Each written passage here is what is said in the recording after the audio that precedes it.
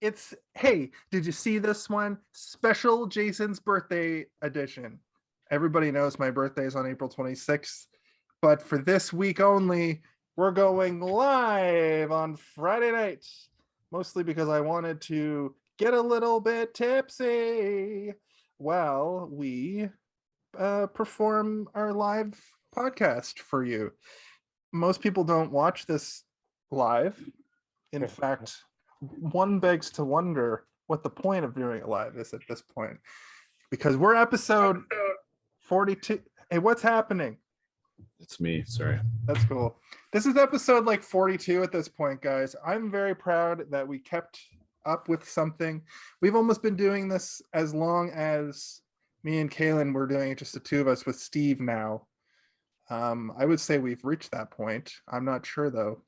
We're definitely getting close. Summer, once we hit the summer is when he joined, wasn't it? Yeah, but even up until then, we only started doing a weekly show in like July. Number, I gotcha. Yeah, you know what I mean?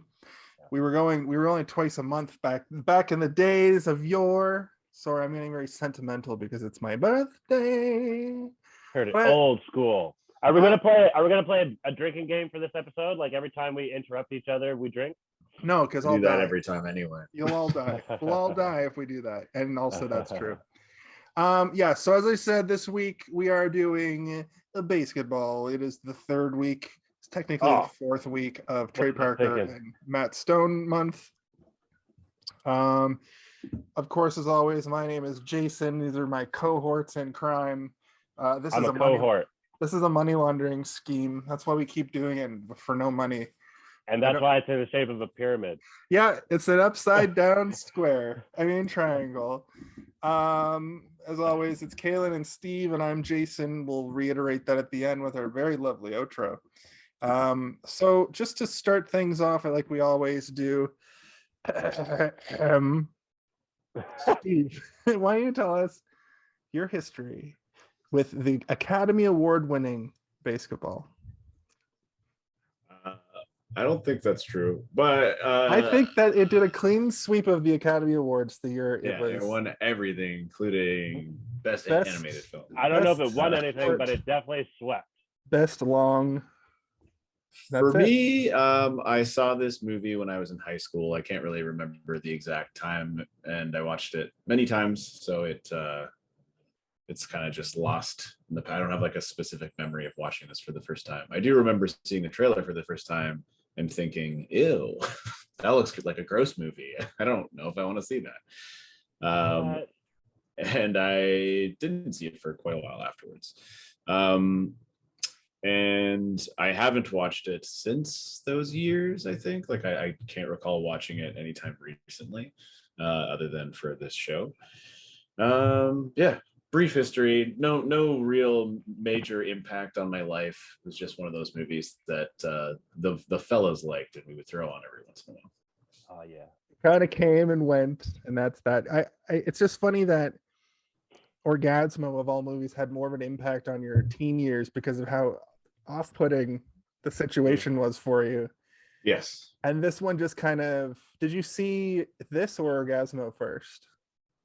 I saw Orgasmo first. Okay. And I think I didn't go out of my way to not watch this. I just was in no rush to watch it because of Orgasmo. And I was like, I liked South Park, but even the creators of South Park themselves have said there's sort of stigmatization between their movies and South Park. And a lot of people who really love South Park are often not huge fans of their movies. And I think I kind of sit proudly in that boat. I think this bobbing up and down. This week and next week we're really going to be able to explore why. Well, this movie I would say is much better than the last two that we watched. Absolutely, more watchable. Production wise, yeah. It's a movie. Like the Orgasmo feels like a straight to DVD thing. You know, yes. Cannibal. We could probably make Orgasmo on our phones right now. Yeah, we could definitely make Cannibal the Musical on our phones. And South Park is part of a completely different IP that doesn't have their faces attached to it. Kaylin, before we move into the bulk of the episode, why don't you tell us about your history. I guess I have to give my history as well. So yeah, let's keep talking. It's my birthday. Talking. I want to get. Well, I just want to be as drunk as Kalen was on his episode, but I can't even get that. I can't even get that. I don't know how. You have to drink whiskey. Yeah. Did I drink whiskey that night? Yes. How about this? Cheers. How about that? Cheers, Steve. That'll get us well on our way. Get a beer and stop having a sour tummy. Or I think I have like one beer in the fridge. I'll be right back. Oh, just wait. Did you not want to party, Steve? Steve doesn't feel well, but I'm sorry to hear this. It's all good. We're gonna have a great time. Should I say my thing while he's not here? He's right there. Yeah, I can hear you. I was looking at the other thing. I have my earphone in. I can hear you even when I'm not here. I did. I had one beer in the fridge, so I will drink this one beer and hopefully it cures my stomach. I'm surprised you're not. I'm surprised you're not getting litty on a Friday night. Sometimes I don't. Sometimes I just want to chill. That does not. I remember those days. I guess you have your job's a little bit more fluid, where you might have a night where you can get litty during the week, where I just cannot. I can never get litty unless it's Friday or Saturday now because of my new job situation. I have the perfect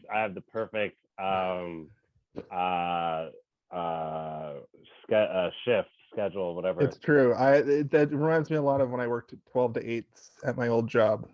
Anyway, we're getting off topic immediately. This is going to be a long one too, probably. That's going to be part of this.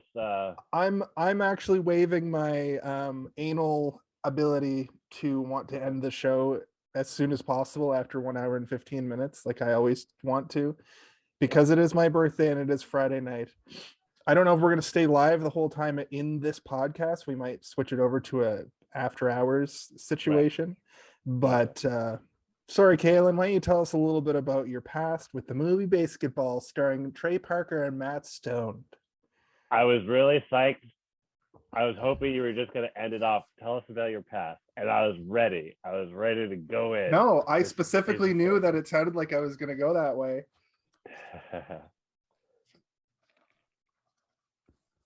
Go ahead. Are you doing a bit? I'm doing a bit. Seems like it was working on you, whatever that bit was. You were hypnotized by that. I wasn't.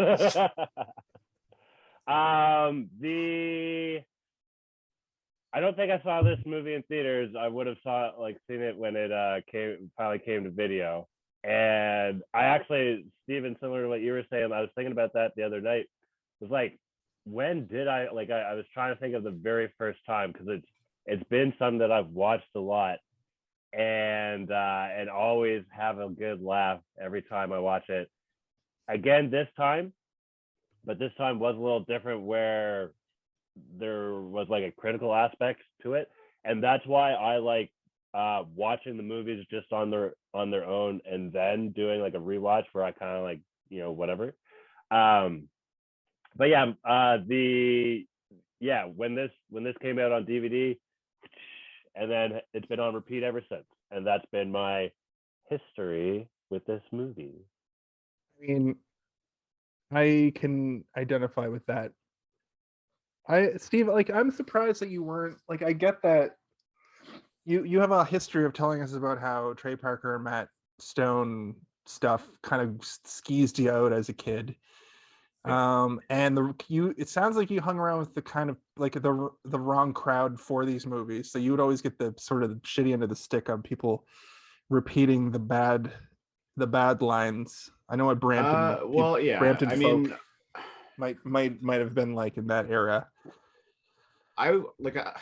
So a lot of my friends would quote this movie a lot when we were younger, but like, there isn't too much in terms of offensive stuff in this movie that is going to end up at the end of the day being funny for the wrong reasons. No, there are a couple things, but it's mostly just humor that hasn't aged well when you compare it to some of the stuff from the last movie, which is just like straight up offensive, and the South Park movie. Yeah, straight up homophobia, and this has some homophobic stuff, but we'll get into it. But like, it's downplayed a little bit better.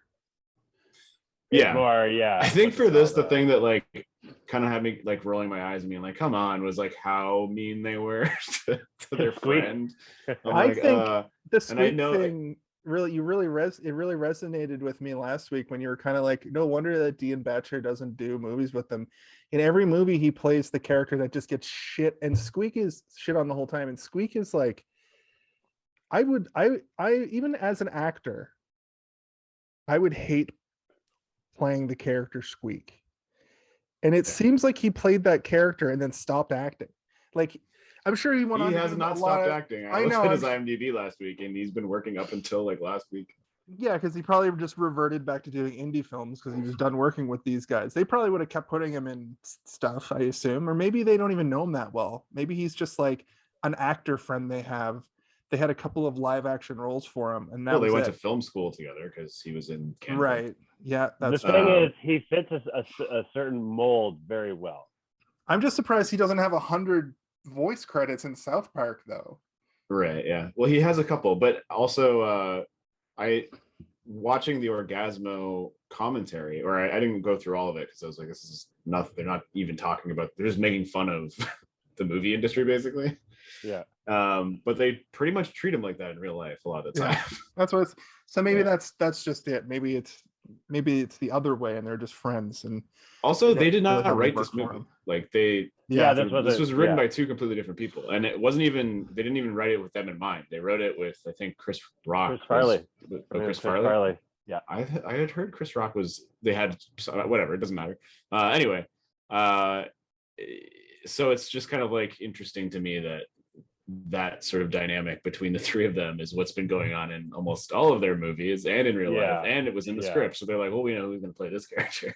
But maybe it's more, I wouldn't be surprised to find out that Dian Bachar was like a writer on different seasons of South Park. Maybe he took more of a writing role with their crew. And it's interesting to note about this movie that specifically it not being written by Trey Parker and Matt Stone, but having their energy. It is kind of they rewrote it, or they tweaked it a little bit. Yeah, obviously, of course. Like the giant swinging dick joke definitely reads Trey Parker and Matt Stone. But what the thing is to me is in everybody's career, whether you be a band or a pop star or not actors per se, but like South Park as an entity is more like a TV, like BASEketball is more like a TV. South Park getting its own movie before South Park got its own movie. Mm-hmm. They were so popular but they wanted to give these guys something to do, and it was like the fame of Trey Parker and Matt Stone preceded South Park right now, and then South Park preceded their fame, and then they got their own movie. Happened with the Beatles, the Beatles had movies, Elvis had movies. It always happens where now the Foo Fighters got their movie. It always had even bands like Motorhead were heavily featured in a movie in the 80s. It happens with a lot of times with bands and popular celebrities where they'll just get a movie. You want to entertain in multiple sectors or whatever, facets. Exactly. And that's very much what this was. And this hit me. I'll get into my history. This is a good segue. This hit me right at the right time. It came out in 1998. And I was a South Park fan at this point for, I think, the show hadn't even been out for a full 2 years. Came out in late 1990, early 1997, right? Late 96. And it was just the right, I was 14 or 15, and me and my buddies had just started a band. I'll cheers to that. And all summer we would the summer after this came out, we would sit and watch this movie, finish the movie and then hit rewind and then watch it again. And my two buddies who I would do that with actually took it one step further, and they were the kind of people that could quote this movie. They would just be saying the movie while we were watching it the whole time because they watched it even more. I know, Steve, you would hate that. But when you're 15, that's that's impressive. I had moved to the city. They hung out together because they went to junior high and high school together. So it was they'd, hang out at lunchtime and just put this movie on, or hang out after school, blah, blah, blah. So anyway, it just hit at the right time. And it was one of my favorite movies for many years. And I put it in that small group of movies I've seen a million times, and the other movies are like Half Baked and the original Matrix. Yeah. Where these are movies that would, I know It's like a one of 3-year these period things, of time. You're just like stuck in the late 90s. one of these things is not like the others as well. No. The Matrix is trippy if you're fucking high and shit. That makes sense. It's trippy if you're not high. It's It's true. a trippy movie.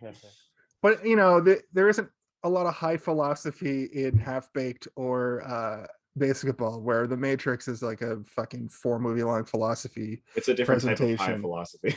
It's high, like, oh, what's up? It's 420, man. That kind of high philosophy.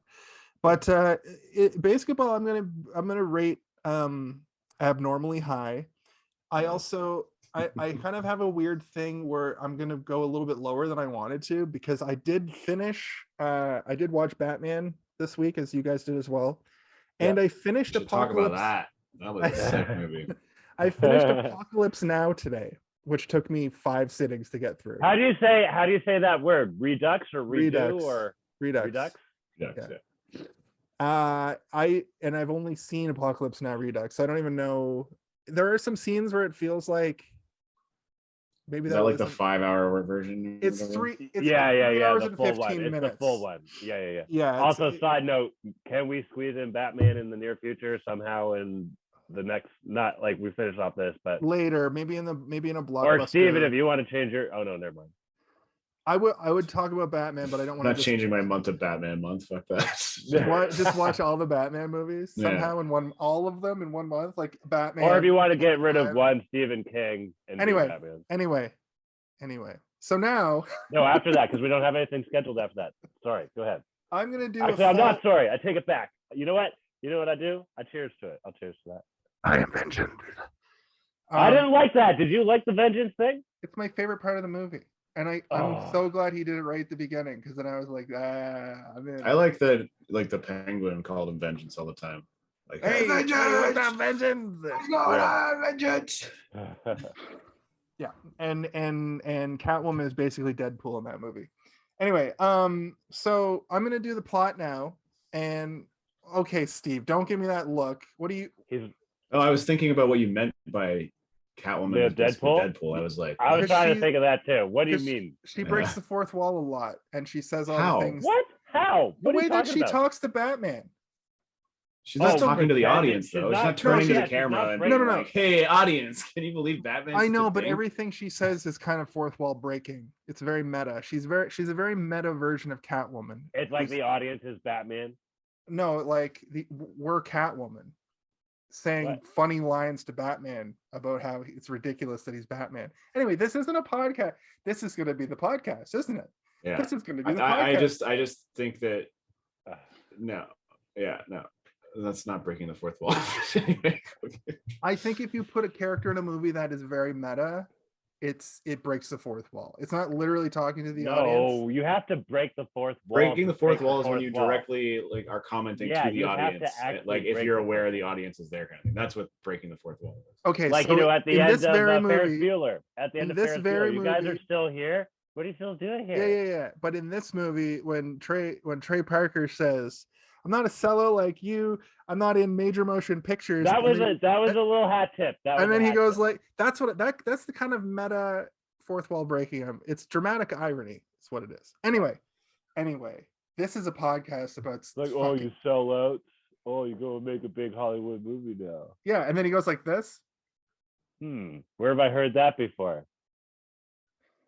I'm going to do the plot. It's still not breaking the fourth wall. Anyway, the faster go ahead. we get through the plot, the faster we'll be able to talk about this movie more. So you guys could interrupt me for an hour, or I can read the plot of the movie, and we can. So back to Batman.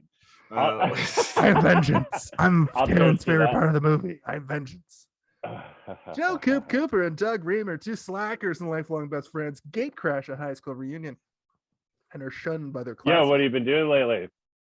Playing. Hanging out, playing Nintendo. You guys still hanging out, playing Nintendo? No, actually, I'm training for the Olympic team. Yeah. What are you up to? That guy was the guy in Orgasmo. He was the other Mormon. I noticed. I was like, that's the other Mormon. Nice. I didn't pick up. I think he is one of nice. Good long-time friends. Could in be. real life. I think that's what I would do say. that. I'd have you guys on my movie if I ever made one. We're If you guys making would it. be in it. This is the movie, Kaylin. This is it. We're literally It's already filming happening. ourselves right now. We have 3 viewers. It's awesome. Oh, these could be little segues into a more structured story of a movie. Yeah. They find themselves outside drinking beer and shooting a basketball when 2 classmates challenge them to a game. After seeing that their opponents are very good at basketball, they say they will only play a game they picked up on the street. Well, secretly. Is this on the inventing back of the DVD? rules- No, it's in Wikipedia. While secretly inventing the rules as they play based on both basketball and baseball. And it's not like horse. No. After winning, they decide to refine the rules of the game, and Coop makes the first basketball out of a lazy boy chair.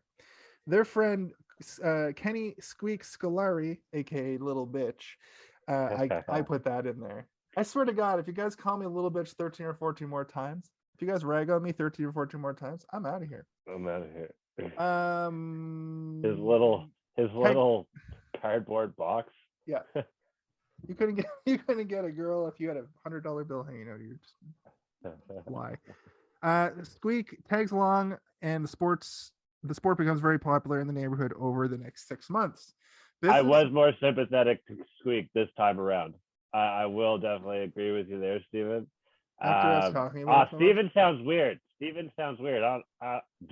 What kind of call me inflection? Steve. I don't have a preference. Like, it's I've been fine. calling him Call me Steve the whole time. I think it's okay. What should I emphasize? The Steve or you've asked me the same question already on one of the episodes, and it does not matter. Just my name is Steve or Steven. Yes, we've had this conversation before. I'll cheers to that. I'll cheers to that. Oh, Mary. Cheers. Cheers. Cheers to pronouncing one of the easiest names to pronounce on planet Earth. Yeah, and this whole time you've been pronouncing my name incorrect. It's Jason. It's Asen. The J is silent. Is that French? Is that French? Yes. With 3 palms. Oh, is that European? European. I'm a peon too. It's high comedy, friend. Hey, have you guys ever noticed that you could pee in the middle of the street a lot easier than you can pee at a urinal if someone comes in? Businessman Ted Denslow meets Coop and Remer and proposes the creation of the National Basketball League, or the NBL, along with numerous rules in place to prevent its decline. Teams cannot switch cities, players cannot be traded, individuals cannot make money via corporate sponsorship deals. And I did like that social commentary on like capitalism. Do you know what's crazy about that intro? I remember in the late 90s, it wasn't like there were still arenas that weren't named after companies. And I remember thinking that'll never happen. That this is a ridiculous future. And it came I was at the true. Rogers Center last week. Exactly. Every single place is named after a corporation now. It's fucking nuts. It happened shortly after this movie came out. I'm not saying this is not like a modern recent thing. But it is very real. And all of the things that they're talking about, that's what happens. Basically, sports stars are just hired guns who get traded around. That guy who was the player, was he a football player? I can't remember what he was a player of, but that guy is his voice. Immediately I was like, this guy's a voice actor who's been in like a million things, because he's at the end. No, the guy at the very beginning. When he's on the I'm so happy to be here in Miami, and they're like, Minnesota. Yeah. That was a fun little. I had a nice little laugh at that one. Yeah. And it's completely open to anyone who wants to play, with Denslow stating that anyone can be a sports hero. Coop is reluctant, but ultimately accepts the opportunity.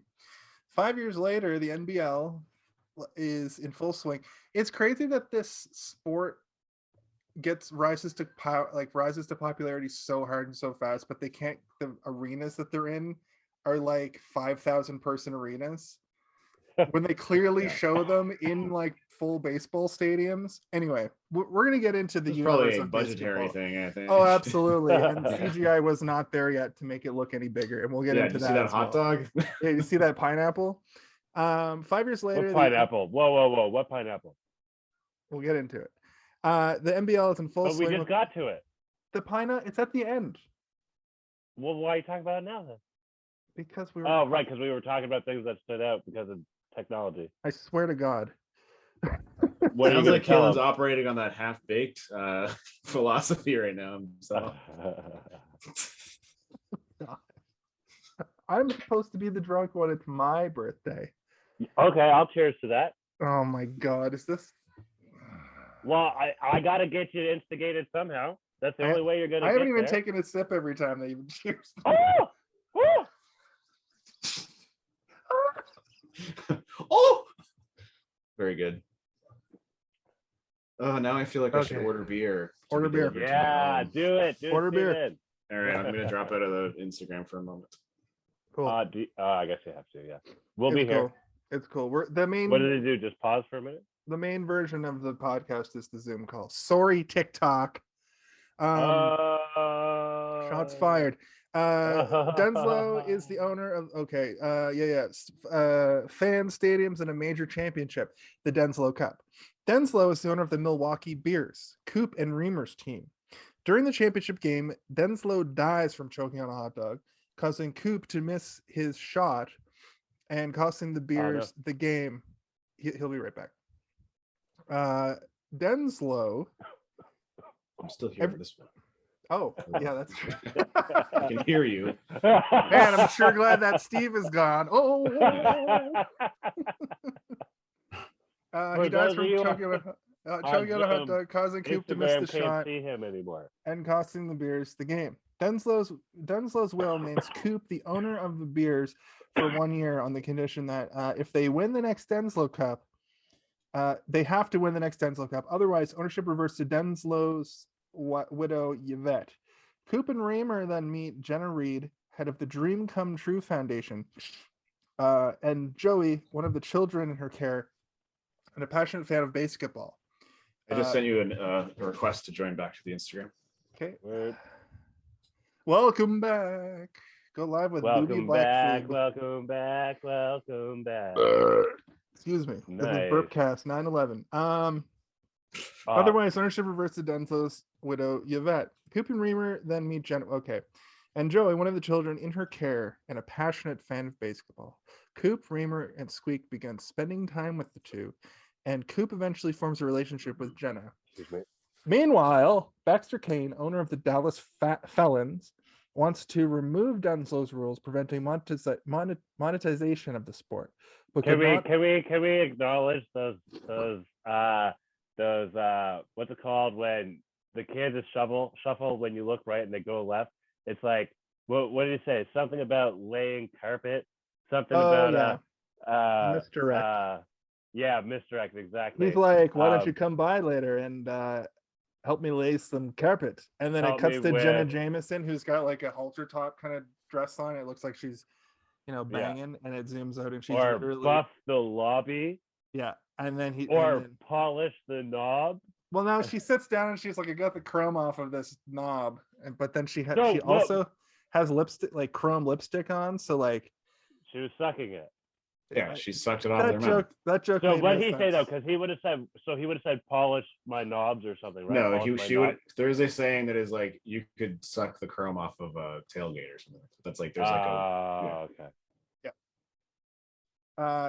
So yes. So Coop refuses to accept any changes. Kane partners with Yvette as he tries to make the Beers lose the next Denslow Cup, so she will own the team. However, the Beers still continue winning games and heading towards the championship. Kane approaches Remer, telling him that he made an offer to Coop, but Coop refused without telling Remer. Remer confronts Coop about what Kane told him, and Coop quickly compromises by declaring Remer riveting, Jason. I'm riveted.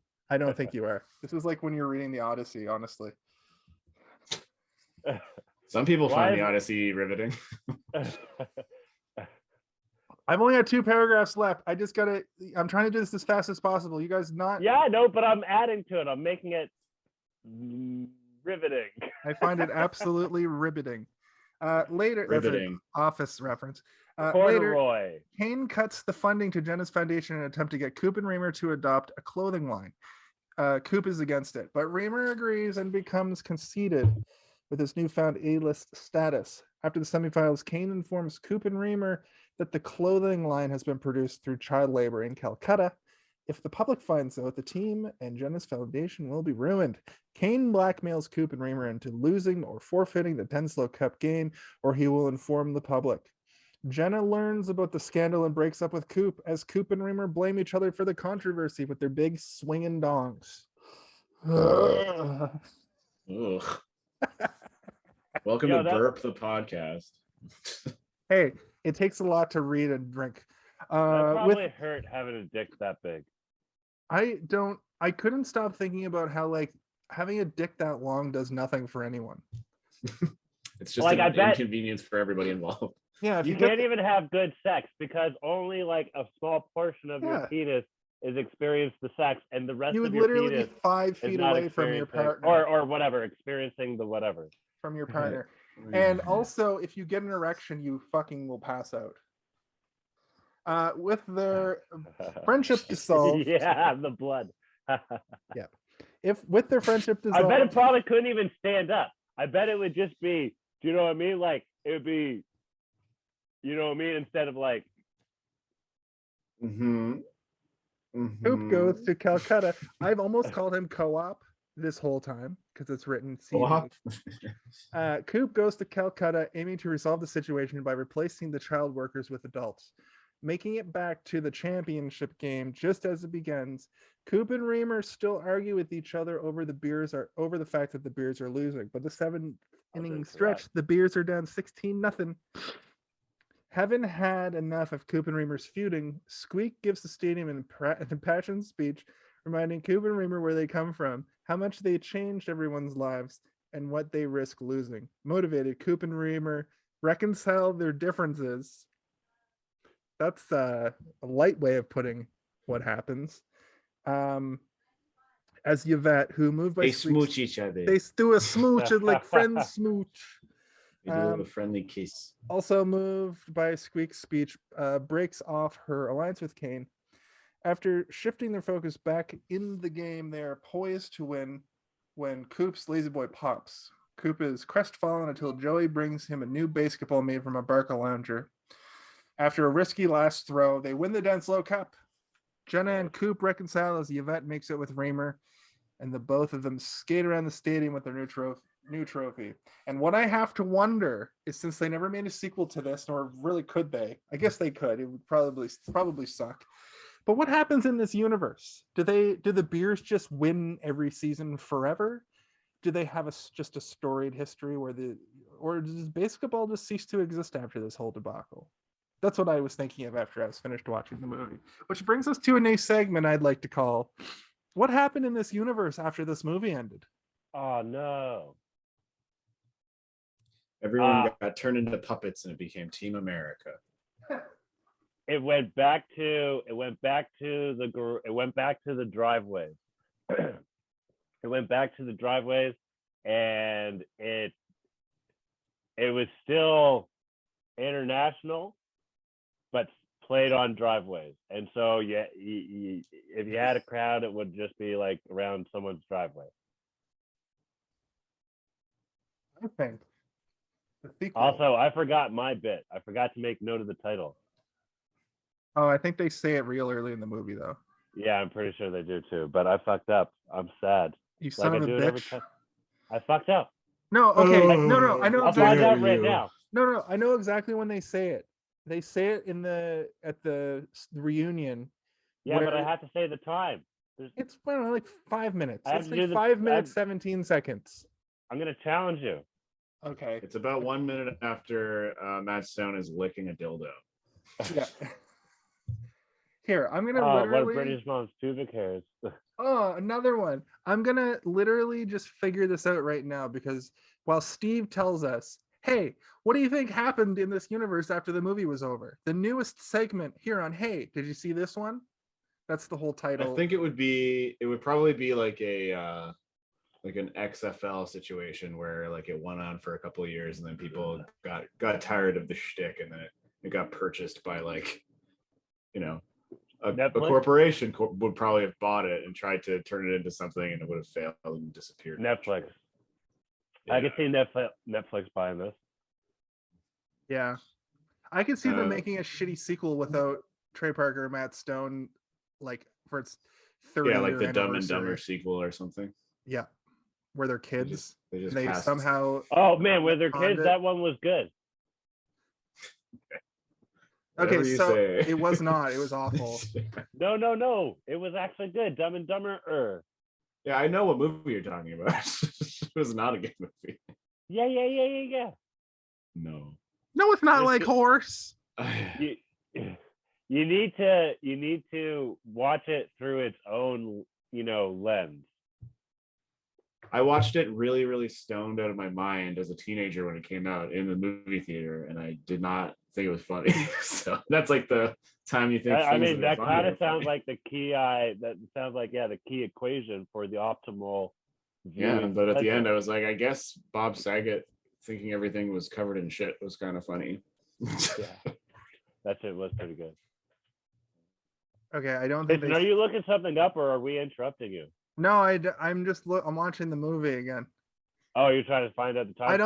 I actually don't think they say it in. I think no, they don't say it during the party because they're making it up as they go. They wouldn't have come up with a name until they had to, right? I thought that they said that it's like baseball rules, but it's called BASEketball. It's from the streets. But also the announcer at the very, very beginning of the movie might say it too.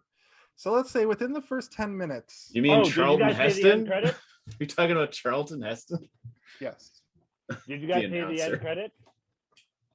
Was that Charlton Heston?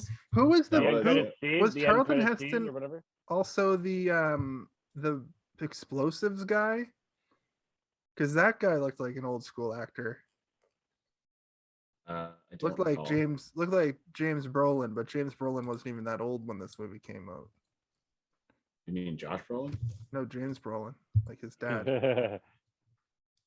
His dad, who is on that sitcom.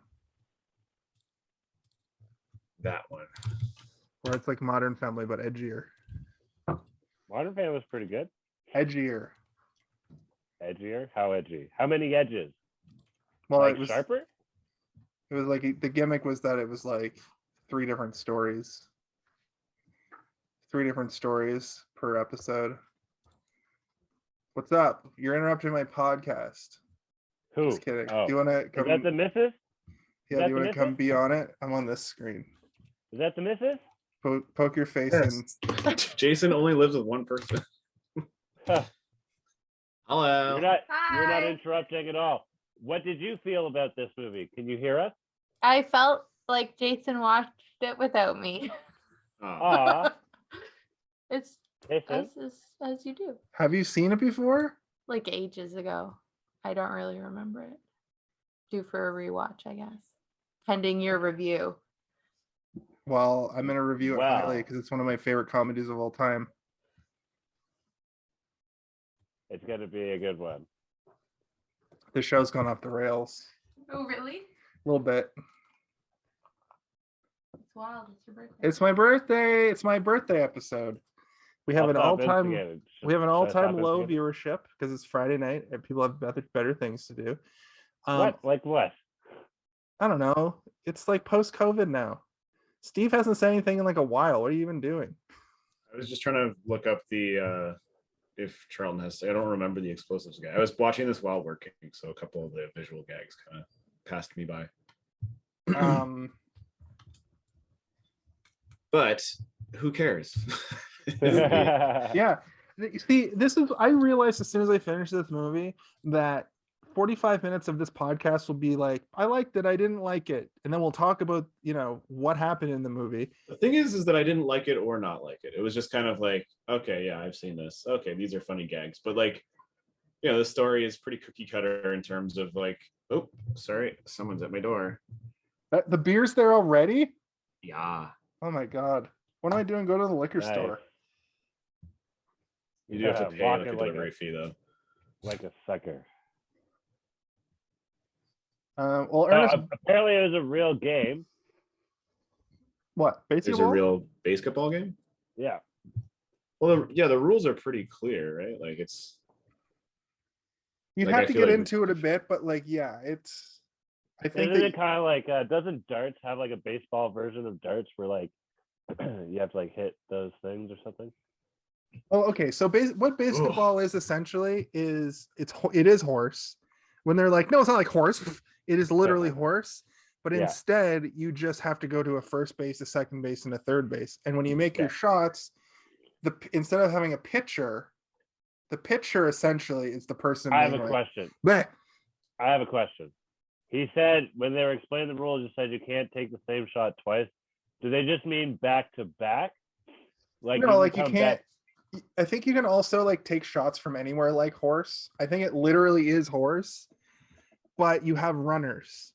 Yeah, But I think in horse, when the ball bounces, you have to grab it, and that's where you shoot from, right? Like, isn't that the No, rule for horse is literally like you can take the first person takes a shot from anywhere, then the next person they have to make the shot from that shot. if you make it. Oh, right. Okay. And then if you I don't don't know. make I've it, you get I've never touched a basketball in my life. I you had get a an basketball H. net growing up, and I never used it. And then if you land it, you It pick can the be next fun. spot, and then you take a shot. And if you make the shot, they have to shoot from that, and it keeps going until somebody has spelled out horse.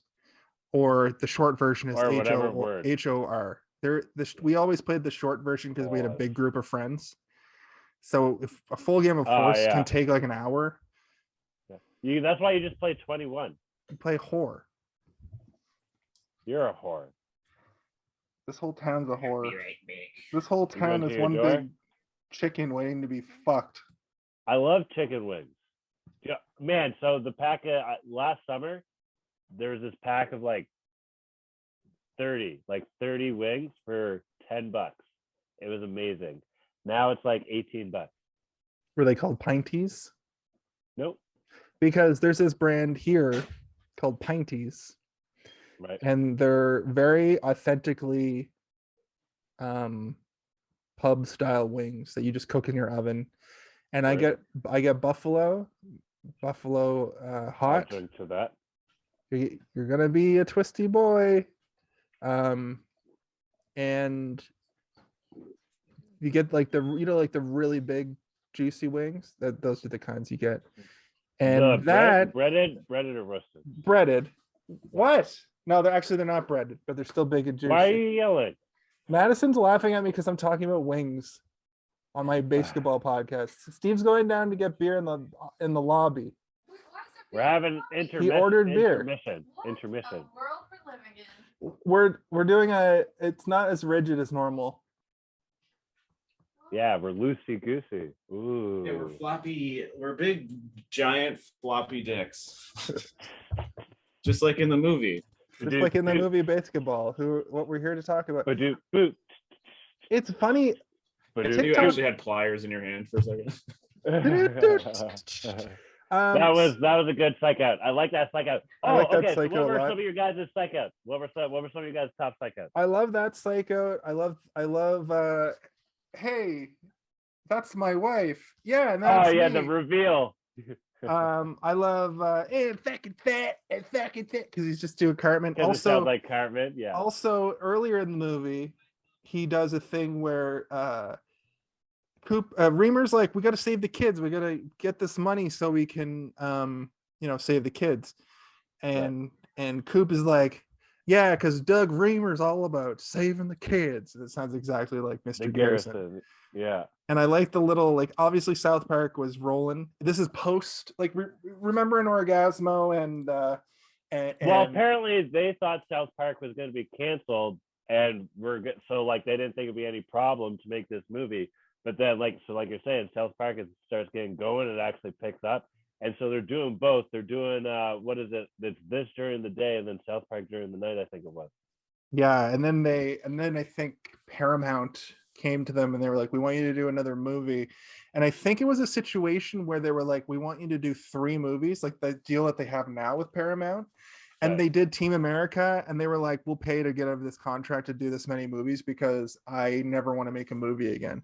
So what I'm thinking is the movies that they signed on for, we might get like 1 live action, maybe, and we'll definitely get South Park movies and probably a movie version of if nothing else, I would say we get a movie version of Book of Mormon without Trey Parker and Matt Stone in it. That would make the most sense to me. I watched the Book of Mormon the other day. It was like a shitty canned version, but I got the gist of it. Here's the thing. I think they also hate making movies, which is why they haven't made one so long. I literally just said that. Oh, sorry. I think there's a Book of What are you, drunk, Steve? No, I wasn't paying attention. I think you can get I think there's a filmed version of Book of Mormon that you can buy when you go see Book of Mormon. Like I didn't even think of this. I think there might be like the way that Hamilton. Oh, do you guys want to have a special episode where we go see it live? Or you gotta say one idea at a time. Okay. Please. Sometimes they just keep coming. I know, and you say everything you're thinking. It's my birthday.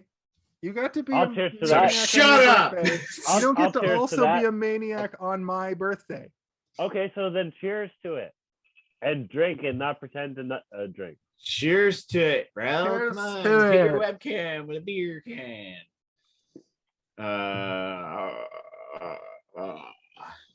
Let's see. I'm gonna go through my notes now because Steve, What did you order, Steve? What did you get? Just Steve, some Woodhouse lagers. You're usually very outspoken on all these shows. I had somebody in our. I think I'm hitting like comedy fatigue, where I'm just like, I don't know how much more I can talk about these Trey Parker, Matt Stone movies. It kind of went. I knew that something like this might happen if I did all one creator, and not in a way that like. I think that Stephen King is going to be so varied in the selections. Yeah. I mean, that the it's ones that I picked are like the ones that were the most informative to me as a child. Like they had some sort of impact on me. I either saw them in theaters or were the ones that I watched the most as a kid. So I picked them for that reason. So they are kind of similar in theme, but yeah, I mean, they're all just inversely. Weird. How many dick jokes have we had to endure in the last 4 weeks? Probably 400. Yeah. More. Yeah. There's a lot. That is something to be mindful of. And I'm glad we're culminating next because I actually seriously want to talk about about Team America, because I think even after watching this, which is one of my favorite, I think Team America is legitimately the best one. It's the most over the top and the most like they get away with so much because they're so famous in a couple years from now. Yeah. That they can actually get away with stuff where BASEketball, they were still riding that line of the MPAA and them having to like clearly cut stuff. And this week, I'm kind of getting Trey Parker, Matt Stone fatigue, if I'm being honest. Meanwhile, during all of this, I've been watching my whole algorithm on YouTube is Trey Parker and Matt Stone interviews to the point that I've stopped. It's not listening to it, just when you type things into search engines, it remembers. It's all Trey Parker, Matt Stone interviews. That's how it listens. Well, I mean, yes. It's not this big conspiracy. Everybody knows that's what's happening. That's how they advertise. That's why when us. you watch like one guy make a chair on YouTube, and then for a month afterwards, everything they advertise is chair making videos. That's why my whole YouTube is Trey Parker, Matt Stone, like people reacting to stuff, wrestling, and video games, because that's what I use YouTube for. Mine has become all Trey Parker, Matt Stone stuff too, because I wanted to watch a few of the special features for just to hear them talk about things educationally, which is actually harder to find than you'd think. I couldn't really find I tried to look for The irony that I found is the problem with this is when you want the educational stuff, it's so dry. They go on like Charlie Rose, or they go on. I saw this one where they did an interview with like the free speech committee, and it was just these like men in suits just asking the stuffiest questions about free speech. Right. And like he's inside very the actor's studio. Yeah, and he's Trey Parker's very. I think Trey Parker in real life is just like a really dry, normal guy who really comes alive when he puts his ideas on paper. And I think everybody thinks he's this. I think everybody thinks that he's Coop from the movie, because I did for most of my life. I thought that he looked like Coop in real life, and he really doesn't. He doesn't really look. He only had the shaggy blonde, like bleach blonde hair thing for like a minute in the 90s. He mostly just has a shaved head. Matt Stone, on the other hand, he had that Jufro for forever, but then he eventually shaved it off Is too. that kosher? You can say Jufro, Okay. I think. I mean, you can. I'm not going to do it. Okay. Okay. Curly afro. It's fine. You can say whatever you want. Do you really want to test that? No. So We're starting to get wild, folks. there's Starting a to bit get of wild. it. It's not The just problem me is anymore. there's a bit of a duality with Trey Parker and Matt Stone that I've noticed through all of this, and it's like I've grown out of this brand of humor, but I think that, oh my god, I said this about BASEketball like 2 weeks ago, that you know that Team America is the best movie. Team out of all of America them. is the best one, Yeah. and it's gonna transcend comedy. But I might get to that puke scene and be like, what have I done to us for 5 weeks in a row? Yeah, I think for me, like, it was never really my brand, but this movie it has a lot of their DNA in it, but you can tell that it's been worked Yeah. over by somebody else, right? It Like, has a skeleton, yeah. It feels like it's made by the guy who made like the Airplane movie, and like, Yeah. so it's that sort of absurdist comedy that's always dripping in the background. Like when they're just having a conversation, there has to be something weird happening in the background, and that's just like all of his movies, right? Or what they're talking about is like a serious conversation, but it's also dripping with like little jokes put in there. It's David Right. Zucker. What's his name? David Zucker. Yeah, he has been around a while, and he also wrote the movie. And he's made, he made like some of the Scary Movie movies and the Naked Gun movies, and either writing or directing. He made Top Secret, which is like a very funny, absurdist slapstick comedy with Val Kilmer. But that type of humor is kind of it's sort of so absurd that it can still withstand the test of time. Like Airplane, you can watch that and there's still a lot of stuff in there that feels very funny, even though it's extremely old, right? Like, we're not extremely old, but it came I'm out surprised in Leslie 1980, Nielsen I think. wasn't somewhere in this movie. Yeah. Ooh, that'd be nice. Ernest Borgnine could have been Leslie Nielsen. Bob Kane, I can't remember his first. Is it Bob Kane? No, that's Batman. That's Batman. That could have been him. They could have put him in. You think of Michael Caine? No, Kane as in the antagonist. From the Bible? No, from this movie. Oh my god, I feel like Kane right now. Are you gonna kill Abel? Do I fart? Actually, my favorite visual gag in this movie is literally when he's like talking to him and Remer goes down the escalator. I've always loved that. Yeah. Where they're talking and walking, and it's like a from the waist up shot, and Remer just like goes down. Yeah. Remer fucking just always giving the old guy like a headache because of like, I like how he's taking what he's saying, but he's like interpreting, like he's I have to leave BASEketball? No. Yeah. You have to convince Coop to sign on with us. He has to leave BASEketball too? I think my favorite part of the movie is the Robert Stack cameo, where it's like, a young man, the most famous sports player in the entire world. Also later when he was like, we still don't know what the fuck has happened to him, and there's a picture of him on the screen. They found him. I just love Robert Stack so much. He's like, I know that he's been around forever, and he's been in like, I think he's been on South Park before. I know he's been on he was in the Beavis and Butthead movie. Yeah. Unsolved Mystery was so prevalent at this time too that I loved this then, and I loved it. I was looking forward to the Unsolved Mysteries bit. I forgot about that bit, and when I saw it, I was like, yes. It's like, I do a Robert Stack impression in D&D a lot because I just think it's a funny voice. Nice. It's like, Laura Sinclair left the diner where she worked at about 11 p.m. and decided to walk 2 blocks. That's like when they're like, we have to turn off this BASEketball game. It's filthy and not for kids. And that's like, then they found the human head, mouth gaping open, decapitated from the body. Spooks, things that go bump in the night. I loved that show as a kid.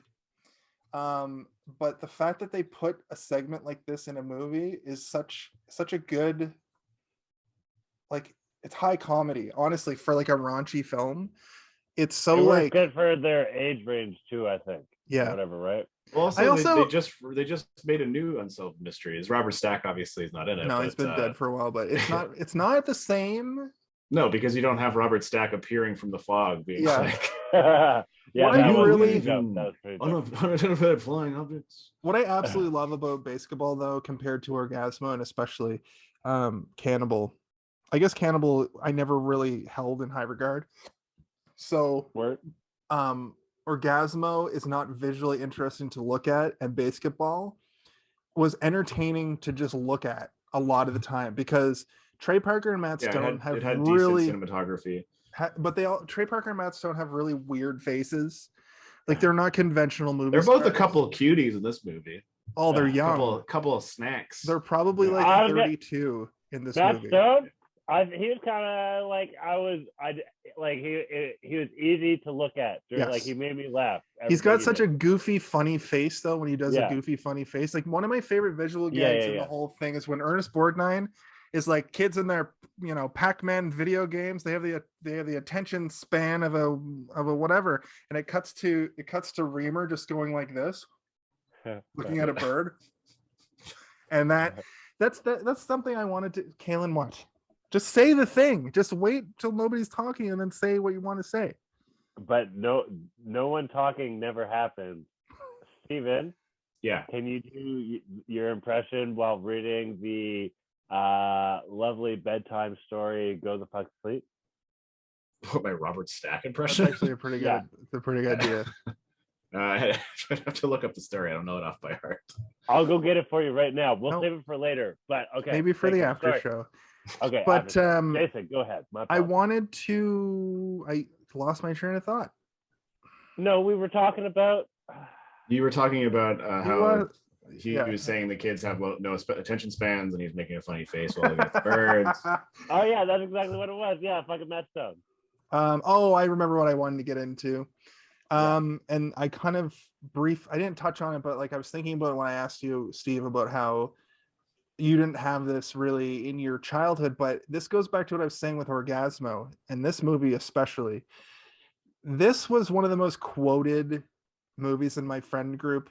Like, we would do all of the bits from the movie all the time, constantly, almost on the same level. This is closer to an Anchorman. Guys, I'll be right back.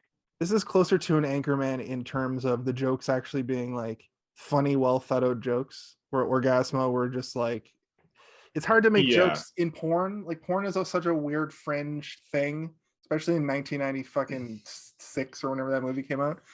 That like, well, yeah, and they also, like the guys who wrote this movie weren't a couple of dudes fresh out of film school, and Trey Parker wrote that whole movie alone. And this was a writing team, and they probably had. And these guys even said that they tweaked it a little bit when they came in, right? So it's you get to a point where something can be overworked, but it was like it was tight, and nothing felt like the problem with Orgasmo for me was that it was going joke, and like there might be one joke in there that's funny, but if there's another one that falls flat right afterwards, it eliminates the humor from the joke previous to it. It's like an anti-humor thing where it makes me, now I'm like, ugh, that now the funny thing is not funny as well because he paired it up with this other thing. I think they must have learned a lot about how to write a structure for a storyline from this movie, because Orgasmo almost feels like old South Park and BASEketball feels like newer South Park, where it's a pretty, like, there's a lot of seasons of South Park that have pretty, like, not serious, but like, pretty like cookie cutter stories with all of the comedy sort of packed onto that skeleton. Yeah, and that's what this kind of feels like. One thing that Trey Parker mentioned in a few of the interviews that I was watching and a couple of special features, like commentary things, was that for a long time they always obsessed over having an A story, B story, and a C story. And eventually they got to a point where they would abandon the A and B story and they would focus primarily on the A story. And if they needed it, they would bring in the other things. But they realized after a time that having all these other stories is just a formula that all sitcoms had done up until that point. So and they didn't realize that they didn't need to do that. It was just a thing that had been done, so they thought they had to do it, right? And it's good. It's just growth, right? Like you learn from experience, and the experience that they probably gained a bit of writing skill from this movie for sure. Being a part of the machine and like, you know, being there to have influence on what's going on. Whereas, you know, Orgasmo felt like Trey Parker had a script and he probably just stuck to the script, and there was not a lot of improvisation going on, and there was no reworks, and I doubt there were reshoots. To that note though, like it didn't feel like there was a lot of improvisation in this either. This felt like everything was written down, or it was like written on the fly for the scene. It's not, it's a different completely than a Will Smith movie that you turn that thing on. Look at Step Brothers. It feels like they start a scene in Step Brothers and then they just let Will Ferrell and John C. Reilly just like riff off each other for go 7 minutes and we'll cut it down to 5 minutes, or we'll cut it down to 3 minutes. Yeah. And a lot of the stuff that worked for me in this movie were the visual gags. Not a ton of dialogue was making me chuckle, but like I really liked the hockey player getting his head cut off at the beginning. For some reason, I like found myself going like on the couch, just laughing at a bloody skull rolling across, you know, pure white of a ice rink. It's funny to me. The what was it? The football and baseball. I actually kind of liked that one. That'd be a fun game to watch. I think it would too. People tackling baseball players would be fun. Oh, yeah. Right. I was so confused what you meant. I was like, I don't get the crossover sports. Yeah. Another good one is when they're trying to bring the kid back to life, and he grabs a blanket and like yanks it, and then the guy just like flies out of focus in the background, like across the hospital room. Like, yeah, that was good. I really love they're just doing a bunch of like wacky shit, and then it just goes to this like gross. You can feel the sweatiness of the bar. They're just watching the game. The kids, if you notice, the kid's drinking, but he's doing like a tenth of a shot every time while they're doing full shots. So he didn't get a drinking problem later in life. Well, maybe not. I'm sure that I think that was due to being a child actor, not from the scene in this movie. Also, that I looked it up. I was so curious. It's like, oh shit! Like when I saw, I was like, oh shit, he must. Oh, I see what you're saying. Yeah, I was actually wondering that. Like, also, the three of us shouldn't be criticizing anybody for having a drinking problem. No. This guy does. I do really enjoy that scene, and I always had. It feels really like disconnected from the rest of the movie, especially the previous scene where it's just like a montage of them palling around. Like, I thought it was really funny that she like brings some basic peanut butter and jam sandwiches, and they just like wait. Crunchy or smooth? Crunchy or smooth? What do you guys? And then they whip them over their shoulder. I thought that was funny. Crunchy all the way. Why wouldn't you eat the sandwich? Was it not good? Is that what that meant?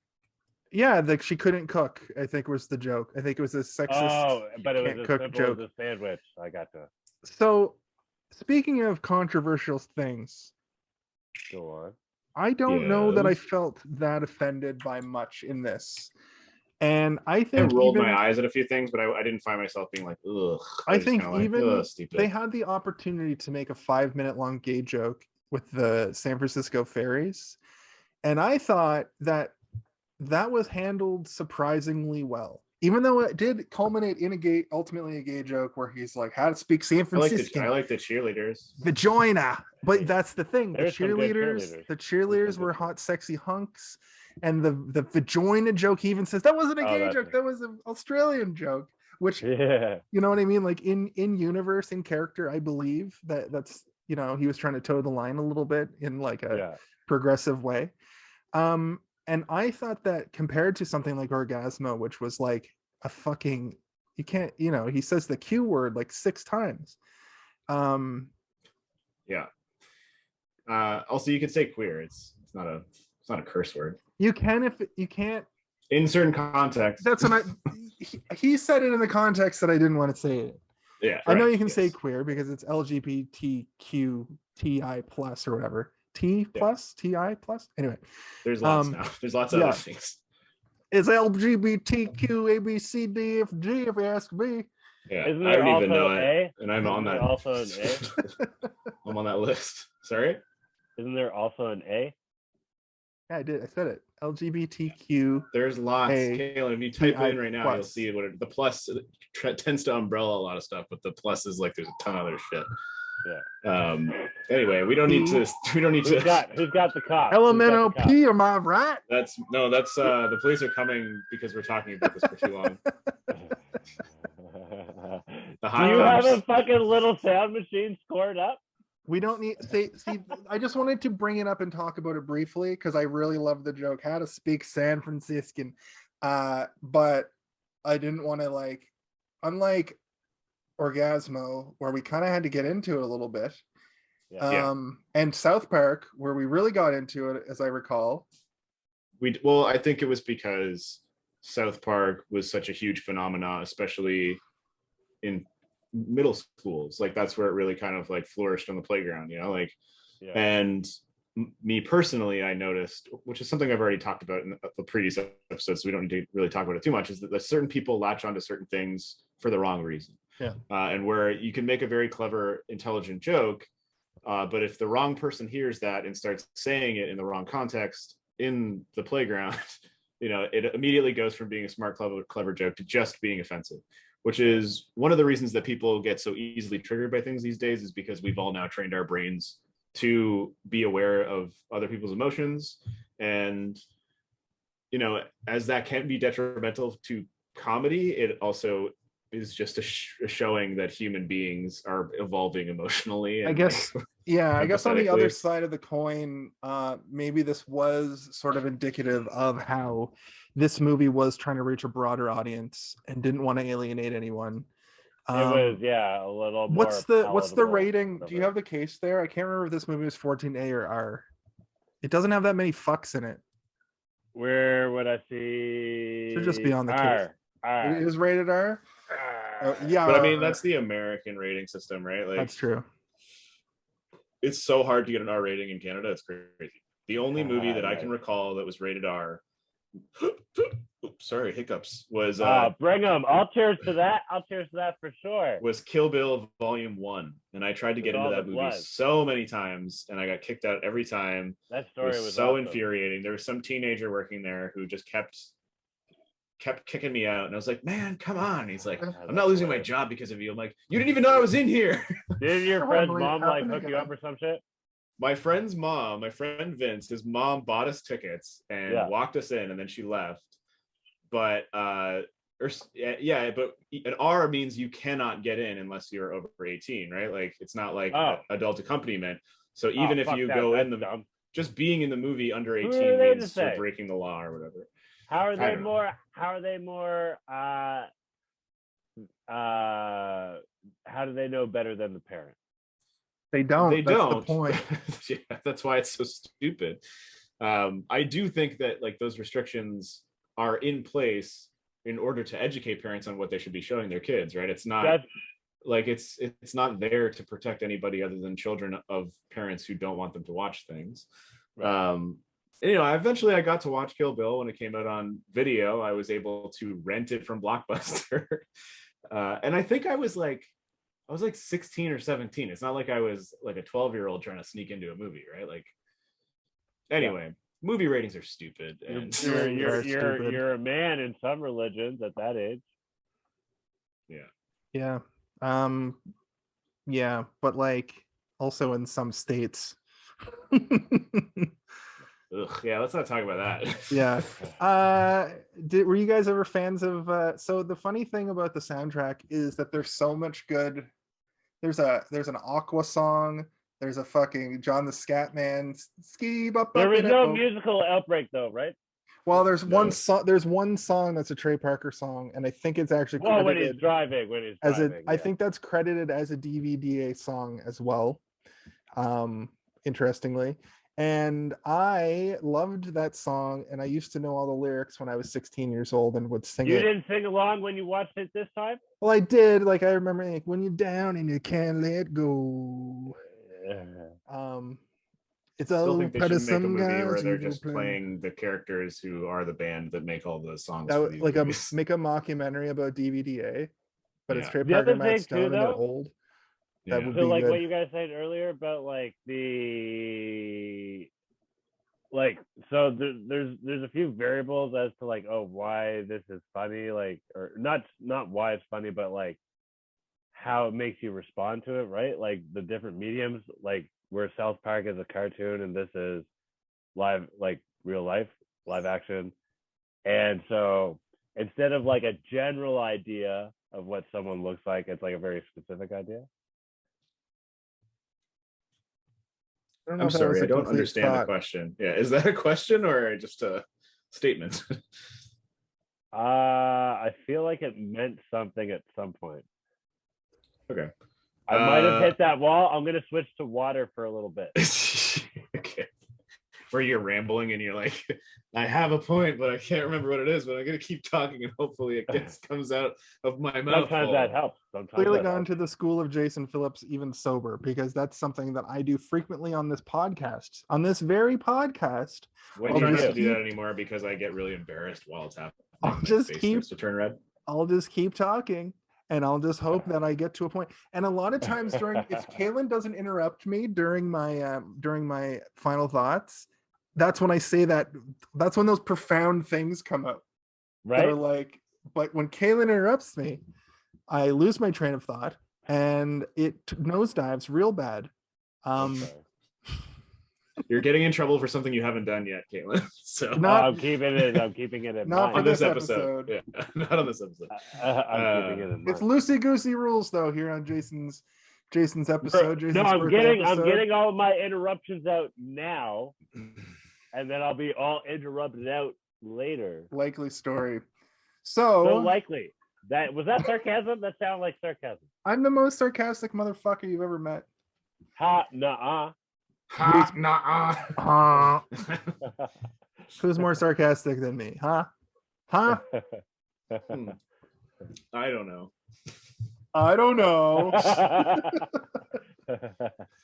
So we're at just over an hour, and I feel like we are having this. And I started talking about this earlier, where fucking Orgasmo, I was so excited to watch, and then the movie legitimately let me down. I've been thinking about this for a week too, how that movie kind of just let me down. This movie didn't let me down. Ooh. I did love Okay. Orgasmo, or I did love BASEketball once again, as I always do. But I got to the end of the movie, and I feel like there's not a lot to talk about in this movie. So I still have things to talk about. Okay, well, God damn it, Kaylin.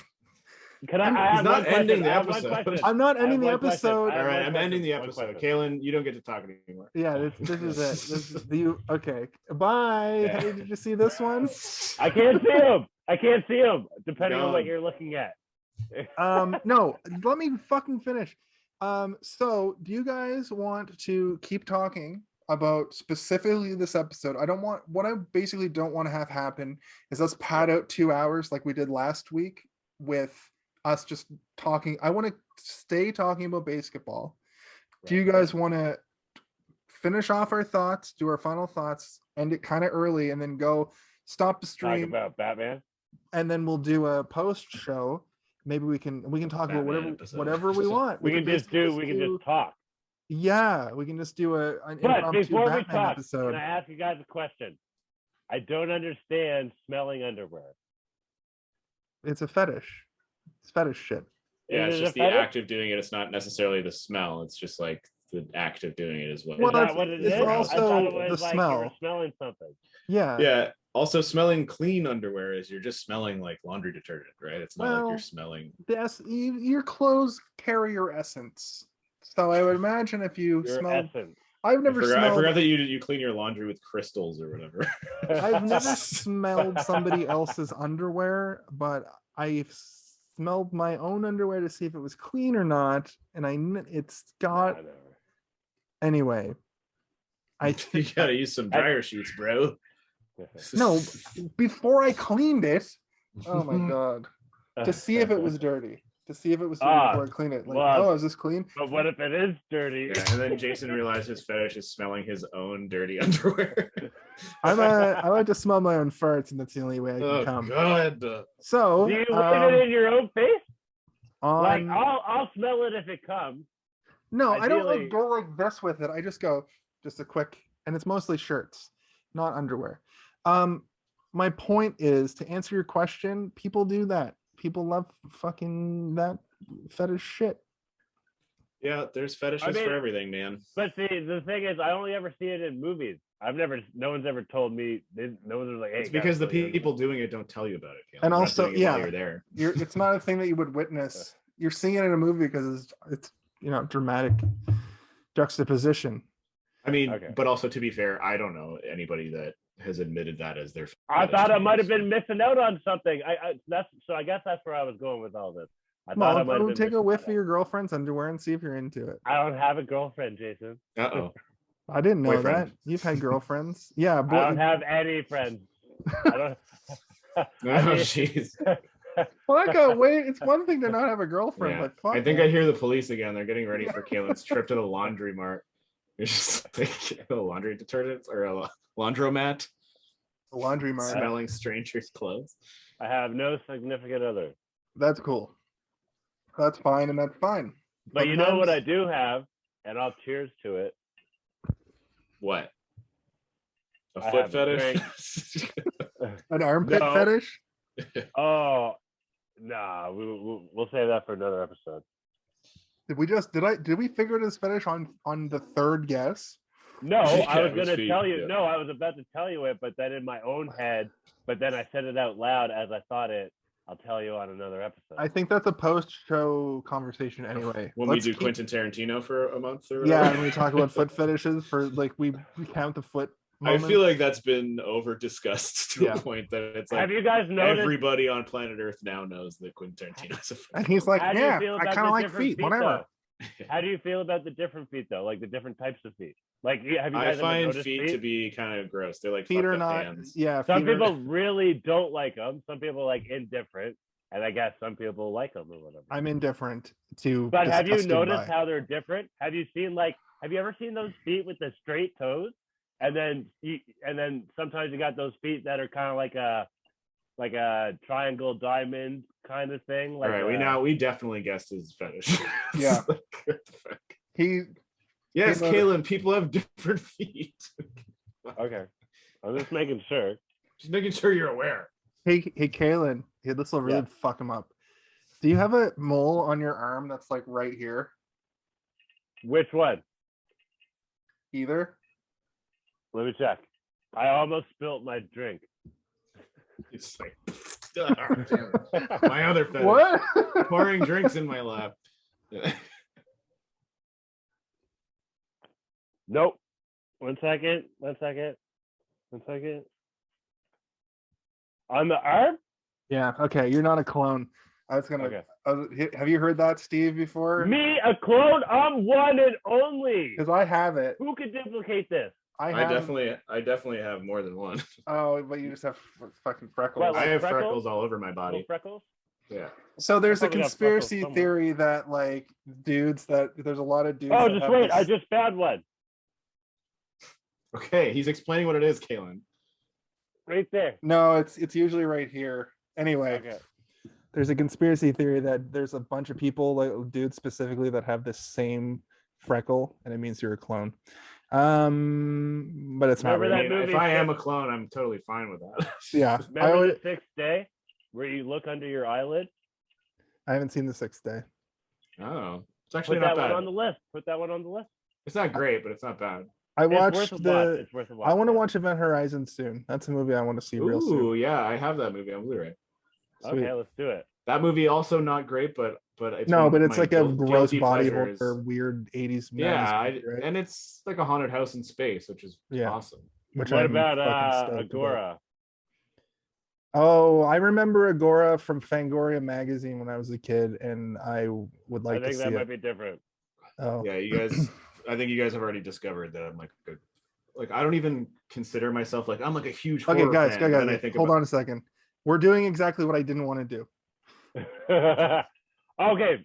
Okay, wait. So, Let's Steve, talk I know All right, you about hate- back to BASEketball. I know you hate being interrupted, but my point is let's just finish this basketball episode, and then we'll click over to the other. We'll click over to the after show, and then we'll just talk. We'll just let hang me out. let me speed. Let me hit you with a barrage of shit right now. All right. Actually, before you do that, Kayla and Steve, do you have anything else that you want to say about BASEketball? Because I feel like you're gonna have less than. No, I was just gonna be here to respond to what you guys are saying because I don't have really anything to say. Perfect. All right, get me. I'll go instead of doing a barrage like an automatic where it's like I'll do a revolver or whatever where you need to load it, and then you can. Oh, like a shotgun, like. Yeah. All right, here we go. First shotgun shot. They added Dian, aka Squeak. So, Steven, I think you mentioned earlier that this it wasn't written by them, right? There was a script before it came to them. They got put on, and then they brought Dian with them.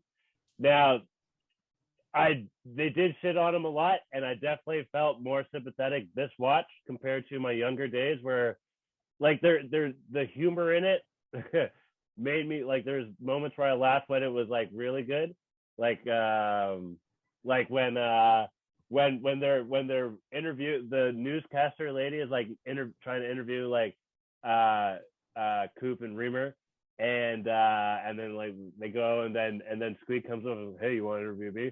And it's like no, like I got a nice little giggle out of that. But what the fuck was I talking about? I don't know. I think you're reloading your shotgun at this point. Yeah. Oh, right, reloading. So they brought him on. Like that character wasn't a part of the story. I figured. I felt like they hired the three of them as a team based on Orgasmo. So that's kind of like some friendly shit. Even though he gets the shit end, it's still like you know what I mean. Like and he got paid. He probably got paid his biggest payday of his. He probably can live off the money he made from BASEketball. Out of us three, if it requires me to be the shit end for us to make it, I'll do that. Yeah, right. brains, Good to know. brawn, wild card. Duh. I'm the brains. Exactly. Cool. You nailed it. You just nailed it. That's exactly. Steve's a straight man and I'm the what's like in The Odd Couple, I'm the messy one. But then we still straight man, like not straight man, wild card, but also brains. But if we're the A team, brains, brawn, wild card. Either way, you're the wild card. Yeah. You're wearing your wild card hat and everything.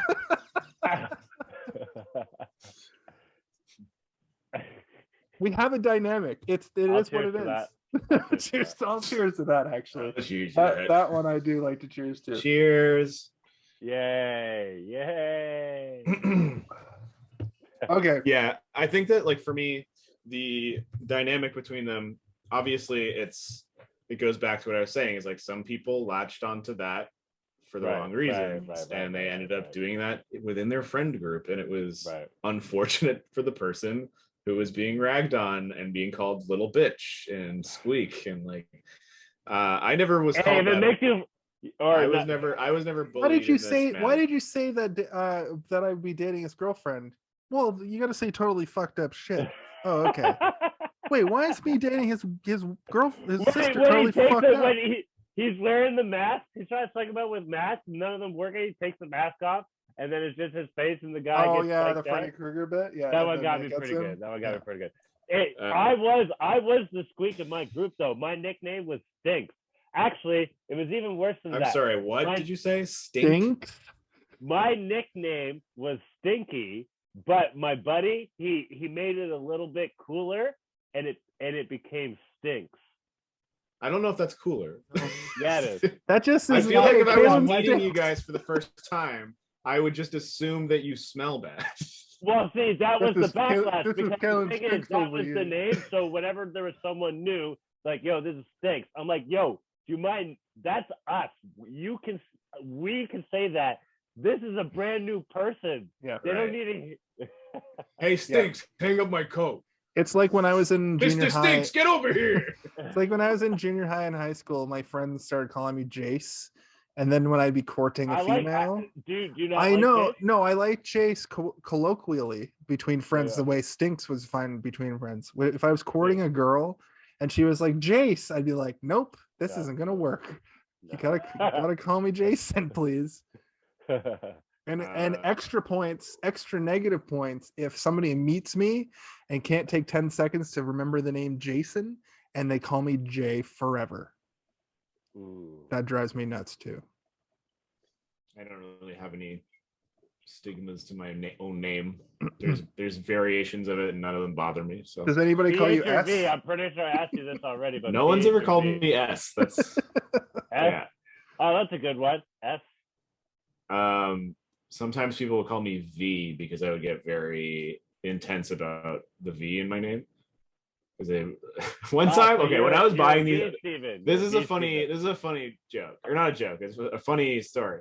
I was buying these glasses, and I went into the glasses store, and they were writing my name down for the order, and I saw that they wrote PH, and they're like, "What's your name?" I'm like, "Stephen Waters." They started writing down. They wrote PH, and they had started writing my last name, and I was like, "Oh, sorry, it's with a V." And then she scratched it out, and she wrote Stephen with a PH again, and then put Waters. Like Stephen Waters. My name's Stephen Walters. That reminds me of that meme that you're very familiar, I'm sure, with Steve, but it's Steve with the PH, and then you see it written as PHEVEN. Right. Yeah. Oh, is there a thing? It's like a Starbucks. I think it's an old Vine at this point. I didn't know my video was a part of a thing that I didn't know it was a part of. What did you came up with that like independently? That video that I posted, right? That was a real thing that happened. There was a friend, and we're like, "Yo, what's your?" Me and Corey. I'm thinking you might have met Corey. I know Corey. Yeah. Yeah, we basically that really happened. Like what you saw in that video, like that was like a me shitty attempt of trying to make a funny video of it. But the words, the situation, that's what happened. I don't know which one you're talking about. What's your boyfriend's name again? Brendan or Brandon? His name's Steven. Yeah, I know. But like PH or V. Because like it's different but the same. Brendan or Brandon? Okay. Well, they're not different. They're different, but like it's like oh, a Mentos or whatever that saves the day. It makes you all cool. It's like, oh, I got paint. I got paint on my brand new $1,000 suit. That's okay. Mentos, the fresh maker. Actually, this isn't paid sponsoring. Let's go on to the next shotgun show, shall we? Shoot us in the face with your next fact, please, because this is. Oh, nice. Yeah, it's been working. What did we just talk about? Okay. Let's try not to get derailed with stories that I don't understand. Yeah, because I didn't get that last one.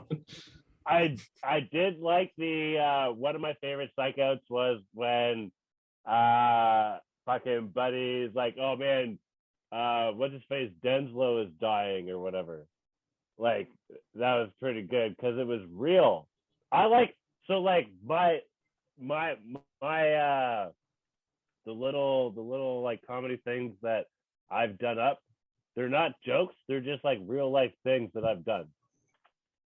Yes, I got that from the last story. Perfect. All right, next one. I'm doing the happy dance. Oh yeah, we didn't even talk about the happy dance. That's classic. I did that. That's one of the things that I actually do. That's one of the things that I've actually carried on from this movie. It's like, oh yeah, that's where I got this from. I do that sometimes, just like, psych myself back into being happy.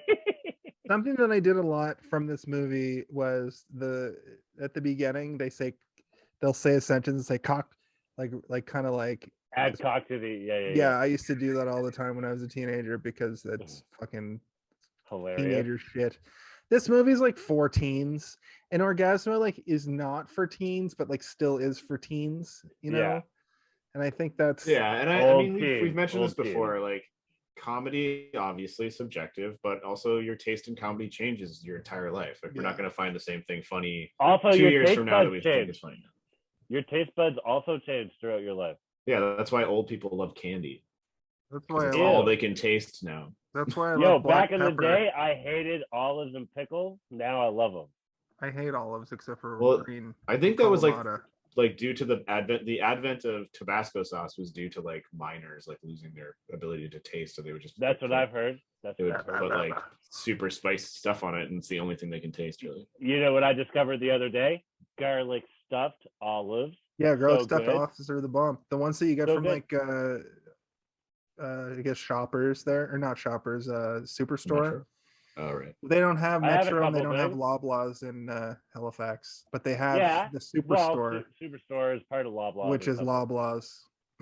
But we got Superstore, we got Sobeys, we got Walmart, We don't we have got Sobeys Giant here. Tiger. Next Yeah, shotgun show. We'll talk Yeah, I need about to all the list shotgun. stores. No one cares. Oh, okay. I care. One of the things that made me laugh was like, yeah, it really took everyone working together to lose this one. What was the thing that happened in the movie? Yeah, it was a line made me laugh. I like that they actually cast two sports announcers to be the sports announcers. Bob and added that- Costas specifically. Oh, I got it. I it got it. added a nice layer of authenticity to like the feel of Yeah. Like, Feel I these haven't nipples. added That's any actually clip. that's a thing I used to say all the fucking time when I was like 15, 16. Feel these nipples. yeah. I just like the way he Feel says these like we're in You're another excited. beautiful day of BASEketball. Everybody is here to watch the team score the ball the net. I And read just an and to interesting think, thing. just 5 years ago, these girls were still in grade school. That's actually that That stuff. was a little unsettling. That was a little I wanted to unsettling. bring that up because it was unsettling, and that kind of comedy has no place in comedy anymore. That said, let's move on. Caleb, Well, hit us with I another found- shotgun shell of truth, please. I will hit you with a shotgun shell of truth that I read, and it's as true as I read some squiggly lines on a screen. Like that part's true. Uh-oh. But it said that the one guy, he was getting paid $15,000 to do his bit, and then he found out the other guy was getting paid $50,000 to do his bit, and then he's like, "Oh, what the fuck?" And then so he's like, "Oh, blah blah blah," and then so he ended up getting paid $60,000 to do his thing, and so I'm thinking.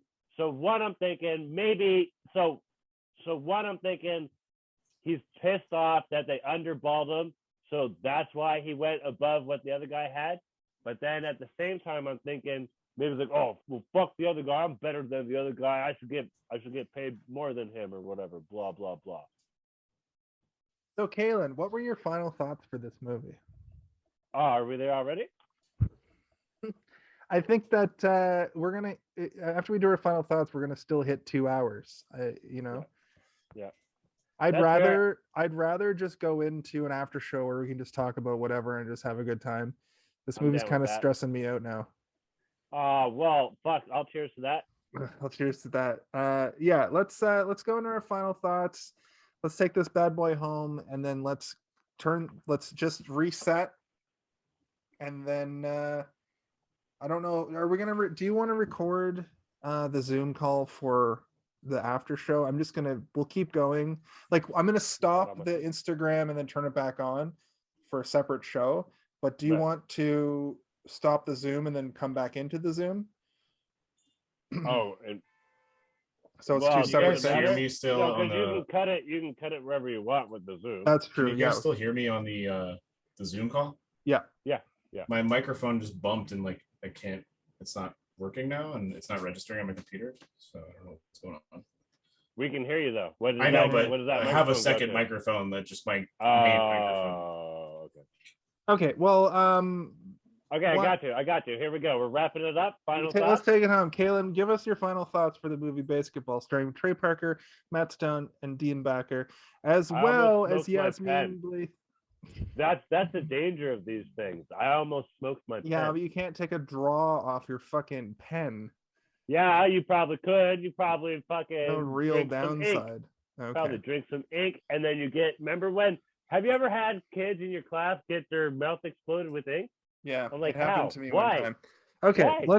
we can talk about mouth explosions in the after show. That was Caleb, perfect. Liz. Okay. Final thoughts.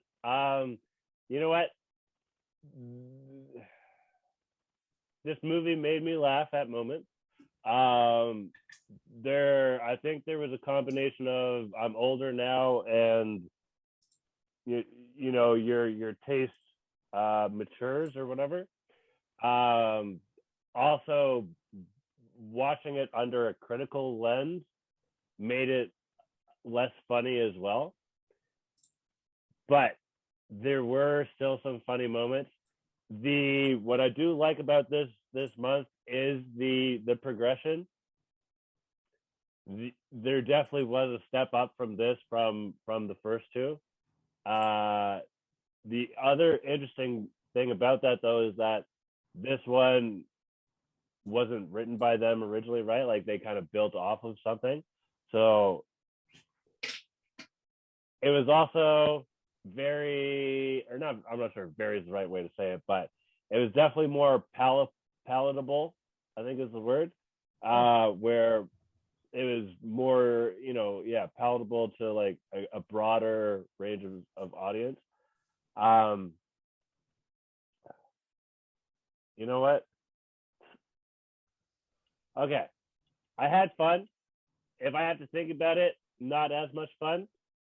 But what I will say is, if ever you don't want to think, or like let's say you're on like the day afters of like, maybe smoking, maybe drinking, all the other things.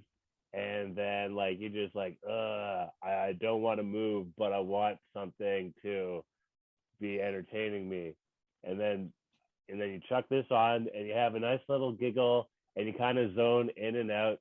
And then you have another giggle and eventually shit's all good. I give this a big ass dick all the way down to the floor, as long as that means awesome. Otherwise, part of me feels that wouldn't be awesome. So maybe it might be better. Tiny dick. Well, do you know why?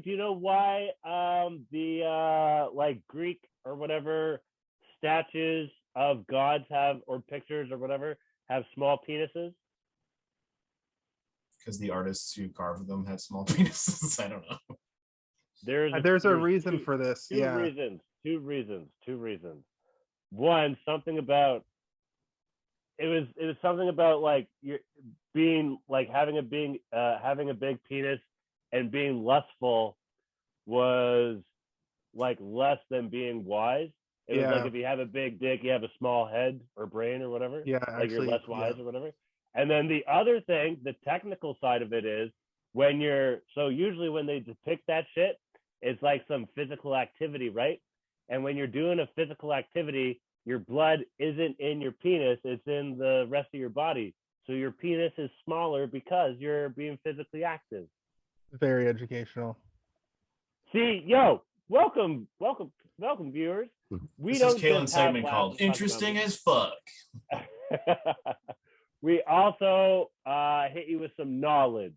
That way you can go and tell your teacher, hey, we had fun and learned. Yeah, in Kaylin's knowledge nook. And those are my final thoughts. Awesome. I'm just writing down Kaylin's knowledge nook, and also I want the what happened in this universe after this movie ended recurring segment to be a thing, because I think we've missed. Oh, what happens next? Can we Muppetize this? We forgot to bring back our semi-recurring. Muppetizing. I think that's a bad bit. I don't think it's a bad bit, but I only think it works in specific situations, like like movies that are based off comic books. Like when we did Batman Returns, that could be Muppetized, and I think this is like fun to explore it being Muppetized. They're already cartoon characters. Exactly. So, Steve, why don't you give us your final thoughts on the film? I guess it is a film because there's no explosions or car chases by my my criteria. Well, he's driving a car. It's not a car chase, and there's no explosions. But he almost gets in a crash. But he's not chasing anybody or being chased. That's because it's super meta, and the meta god didn't want him to die. Kaylin. There's also a giant penis, and he fake cuts off his finger, and one of them shoots milk out of their nipples, and he drinks Marlon Brando's ass fat. Of the movie. I had a thing today where I finished watching. I watched the last 45 minutes, the Marlon Brando part of Apocalypse Now, and then I watched this movie, which has Marlon Brando's ass fat liposuction from his ass. Hilarious. So That was vile, and still is. I remember being so disgusted by that as a teenager, and then as an what adult, about that scene from Fight Club where it rips open and pours out? That's gross. pretty nasty. Yeah, Steve, they're equally as gross to me. Yes. Why don't you hit us with your final thoughts so I can speed run through my final thoughts on BASEketball. You know, I'd seen this movie many times as a teenager. I was part of a friend group that would quote it often.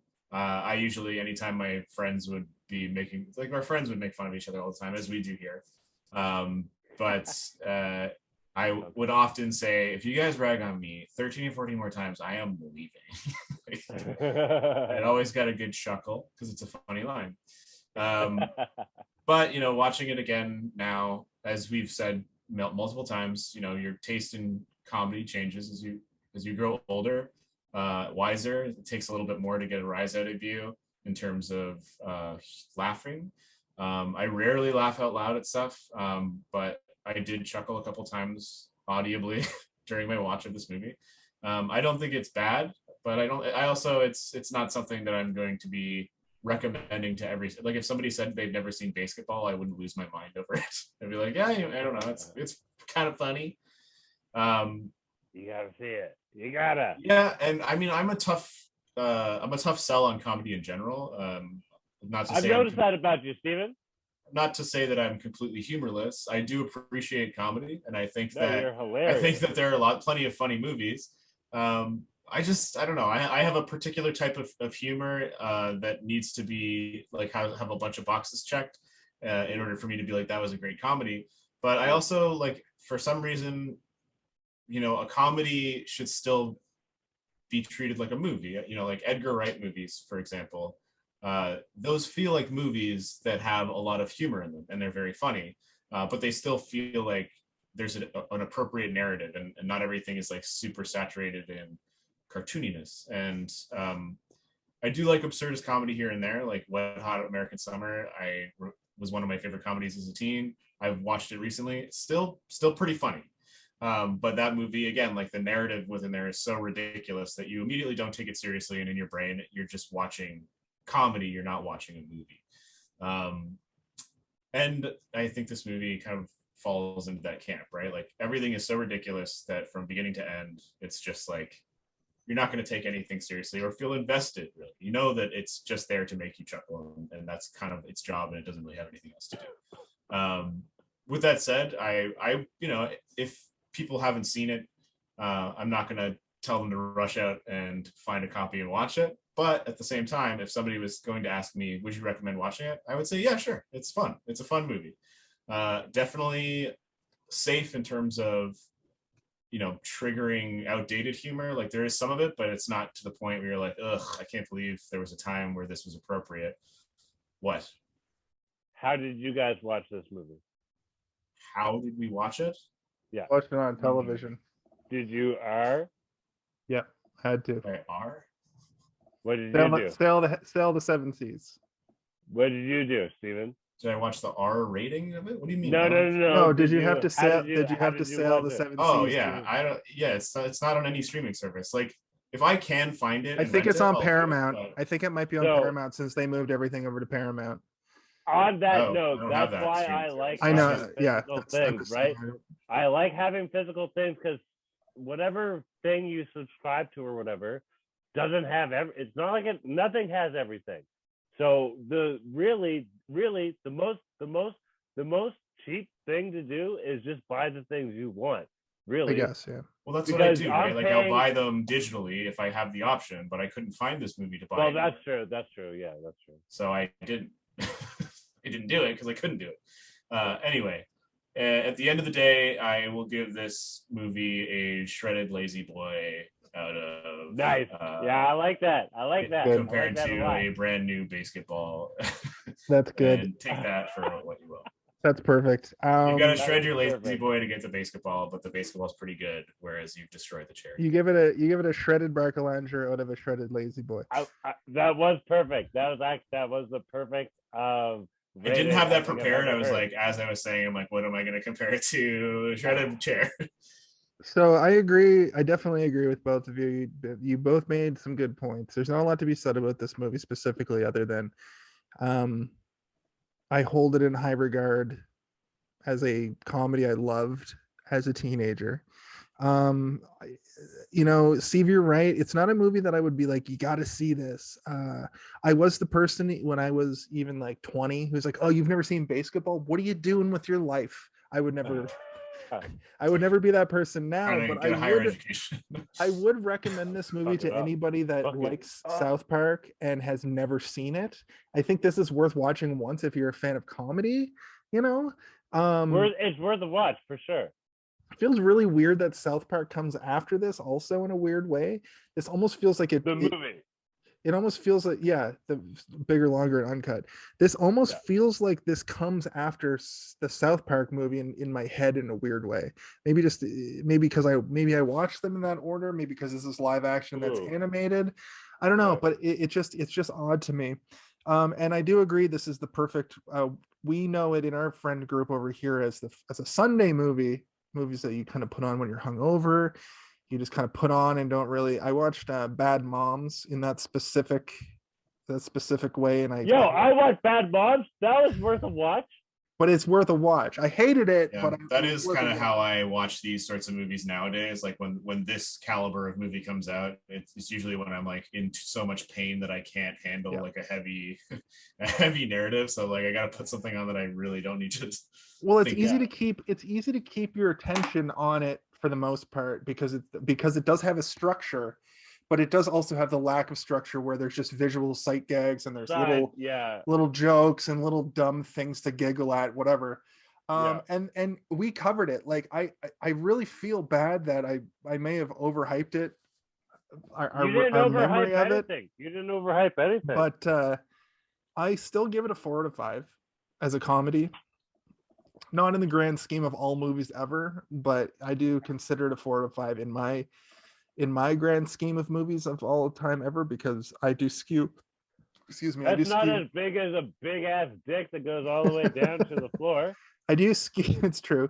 I do skew more towards comedy as an interest, but through this experiment I've been doing for nearly 3 years now, I have watched a lot of really fucking good movies like Leon the Professional versus BASEketball. I'm gonna recommend Leon the Professional. I'm sorry, Well, it's not like we can have a deep conversation where with where the substance doesn't have a deep conversation aspect. Yeah, at the end of the day, most of the conversations could have a deep conversation if the content allowed it or whatever. Yeah, I overloaded us. These movies are mostly us elaborating on like how we feel about comedy in general, rather than the content of the movie and the state of comedy in the era. Like the Trey Parker and Matt Stone on paper was a great idea, but in retrospect, I wouldn't even do like a Mel Brooks month. Like I would be more broad with trying to do a comedy. I wouldn't be opposed to throwing one in. It's like I think like something that doing directors is fun, but it's got to be an auteur director where their signature style is there visually. Yeah. But the movies have more to work with. Like John Carpenter. Yeah, exactly. John Carpenter, I would do another John Carpenter month. And if Trey Parker and Matt Stone had 4 more movies, I don't think I could recommend, unless they were fucking, awesome. Whatever. That's a bad example. Anyway, at the end of the day, 4 out of 5. I highly recommend this to anybody that's never seen it. And at the end of the day, Trey Parker and Matt Stone are geniuses when it comes to South Park, and the fact that they didn't even write or direct this, but they did kind of put their twist on it and made it something special. That's how I'll always regard it. It's a special comedy from the late 90s. Ladies and gentlemen, we did it. We got to the end of my birthday episode. It was very hard. It was very hard. We had a weird middle part of this show where, there was a bit of a off the rails moment, but I got us back on track. Sometimes I drink alcohol. Okay.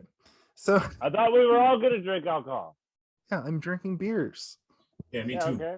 Yeah, this fucking guy ordered beers that came in 4 minutes. So as always, I had it. These speakers go to 11. Yeah, it's true. As always, for Steven, for Kaylin, I'm Jason. For Jason and Steven, I'm Kellen. For Kalen, for Jason, I am Steven. And hey, I just got to ask one simple question. And that simple question, of course, is the question that's been on everybody's mind from the beginning of this podcast right down to the end of the podcast. It's very simple, you see. The question we want to ask and we want to know the answer to is, hey, did you see this one? Hey, did you see this one? Hey, did you see this one? I swear to God, if you ask me if I've seen this one 13 or 14 more times, I'm out of here.